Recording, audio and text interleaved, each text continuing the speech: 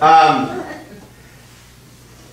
the message I'm going to talk about today is the same message I've given for the last 7 Father's Days.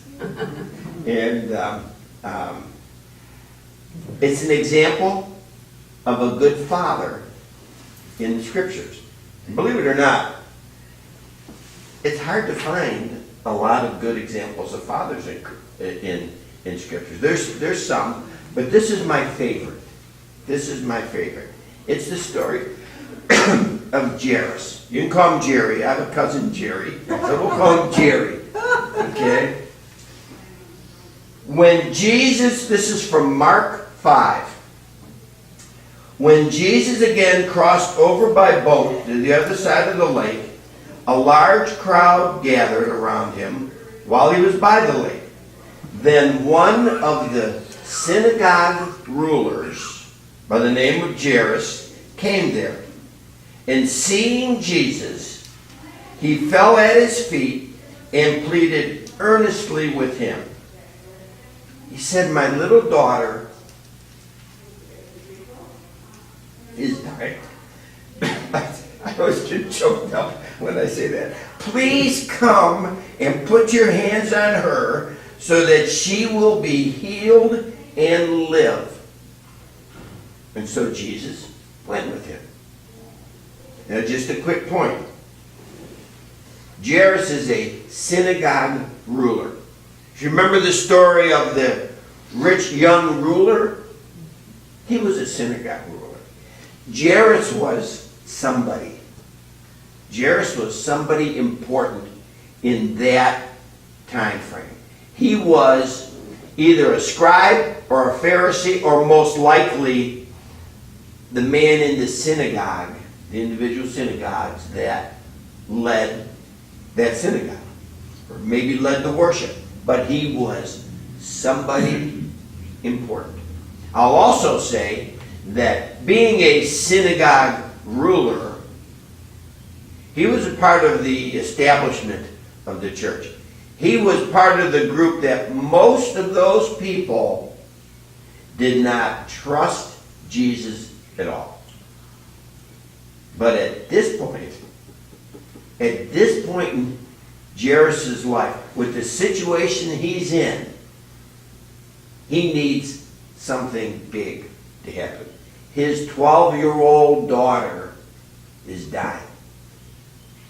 And whether he had faith in Jesus, that Jesus was who he said to be, or he was just desperate, it didn't matter. He came to Jesus. Isn't it a great thing for a father? So then, a large crowd followed and pressed around him. Now Jesus said, "I will go with you."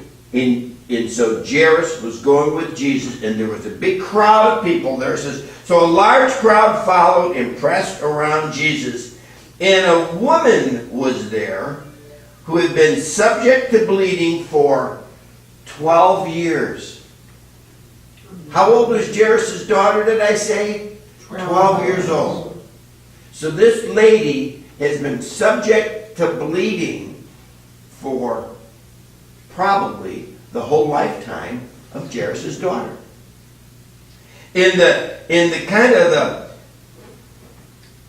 significant thing about that is, since she had this bleeding issue, she was considered to be ceremonially unclean. And I don't fully know what that implied or meant in that time, but she could not go to all the places that Jarius could go to. Jarius was the synagogue ruler, so he was the man in the synagogue. Because she was unclean, there were a lot of things she could not do in the church. So it said that she had suffered a great deal under the care of many doctors and had spent all that she had. She had spent all the money that she had trying to get healed. Yet instead of getting better, she grew worse. When she heard about Jesus, she came up behind him in the crowd and touched his cloak.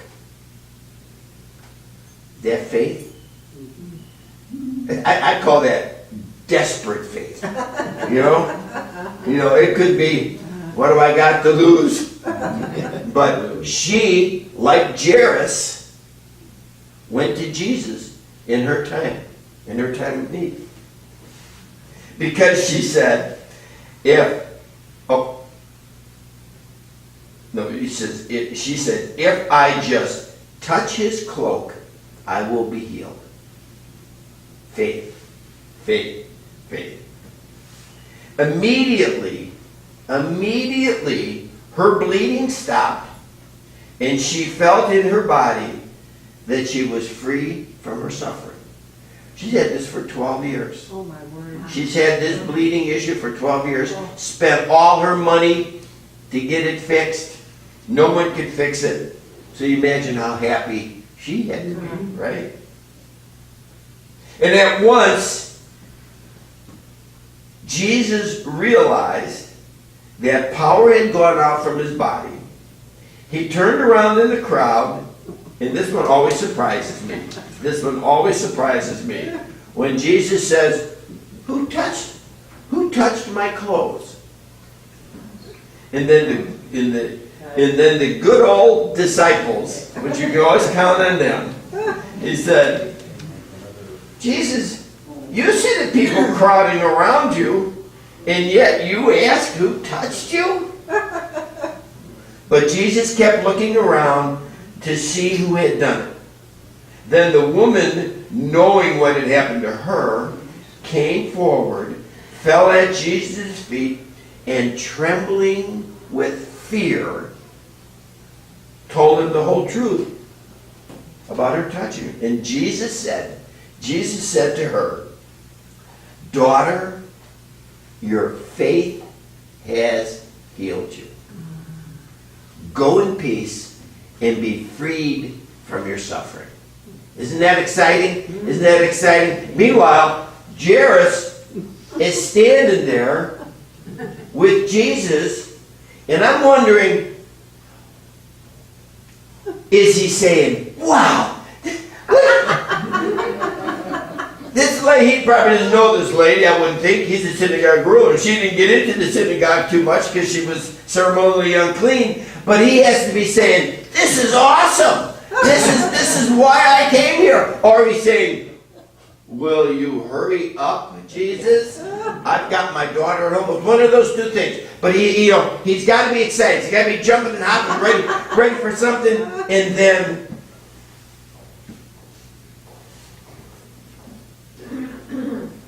while Jesus was still speaking,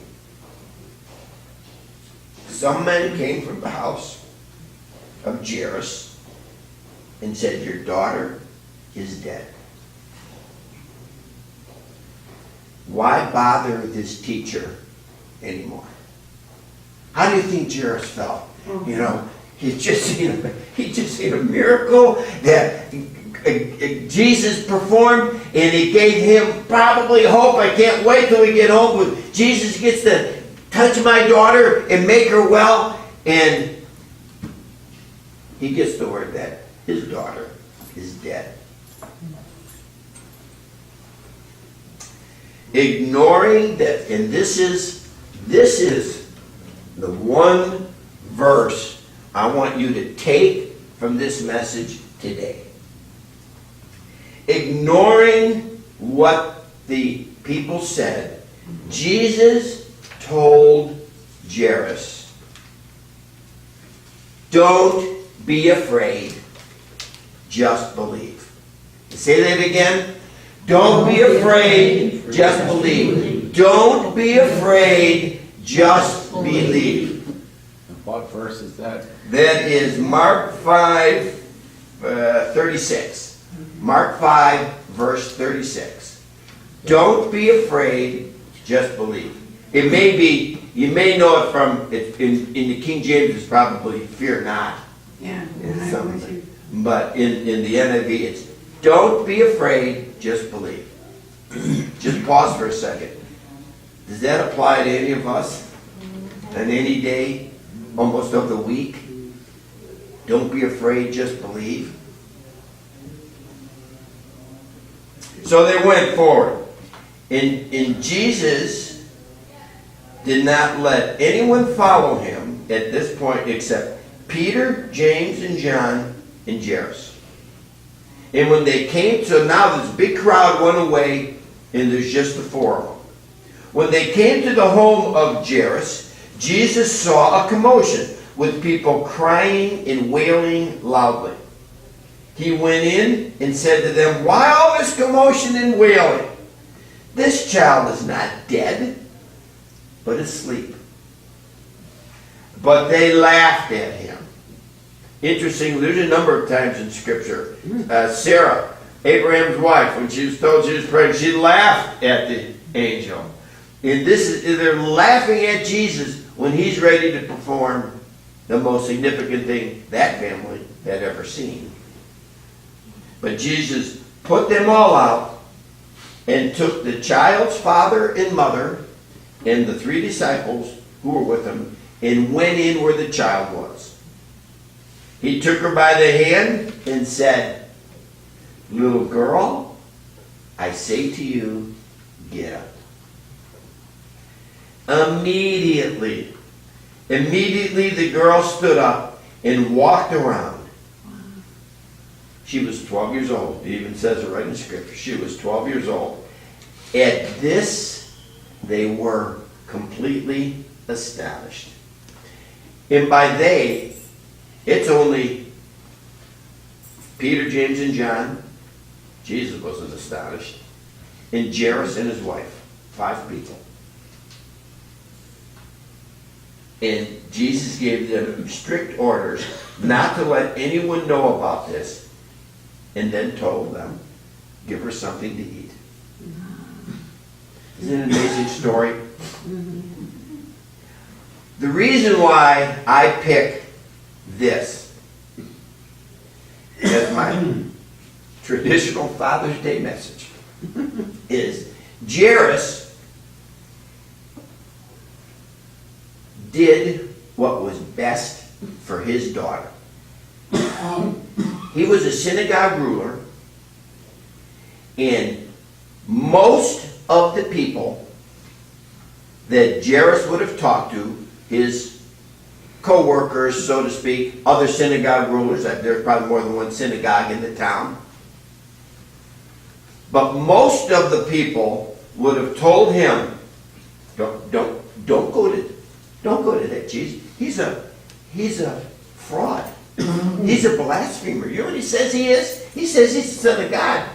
Jarius, don't you go there. You're a synagogue ruler. You go to that guy, we may kick you out of the synagogue. May have. And it was, Jarius went against the popular thinking of his peers to go seek Jesus out.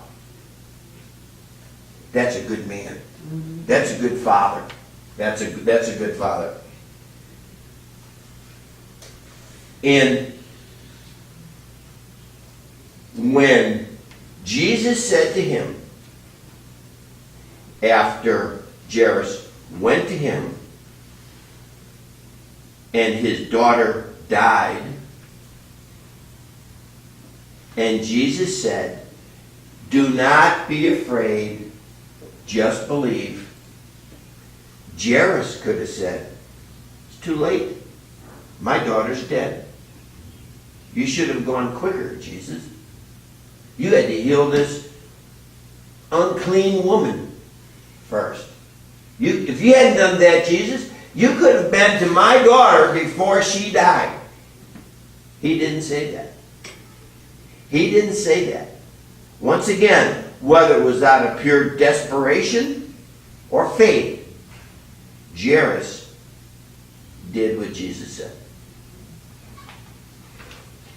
If Jarius would have said, "No, I'm not going," Jesus would not have either.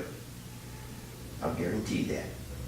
If Jairus hadn't gone with Jesus to his house, Jesus wouldn't have gone there. So by Jairus' faith, whether it was a little bit of faith, or if it was backs against the wall faith, you've got no other, you got no other help here, Lord, but you, okay, I'll go. Didn't matter. He had the faith to take Jesus to see his daughter. So that's why I picture him as such a great dad. Because he took care of his daughter's needs first. And as a legacy that he's leaving with his family, which I think we all leave a legacy, whether we want to or not, we leave a legacy. Hopefully it's a good legacy, but we're leaving a legacy. And I picture Jairus 20 years from this point, when his daughter comes to him, she's now 32 years old, and she's got some problems, and maybe the problems are health issues. Maybe she's married and's got kids, and her kids are sick, or her kids are rebellious, or she's sick again, and she comes to her dad and says, Dad, what am I going to do? What am I going to do? And he's going to say, don't be afraid. Just believe. Don't you remember what Jesus did for you when you were 12 years old? Don't be afraid. Just believe. And that's the same message or legacy that I'm going to leave to my kids. Amen? Amen.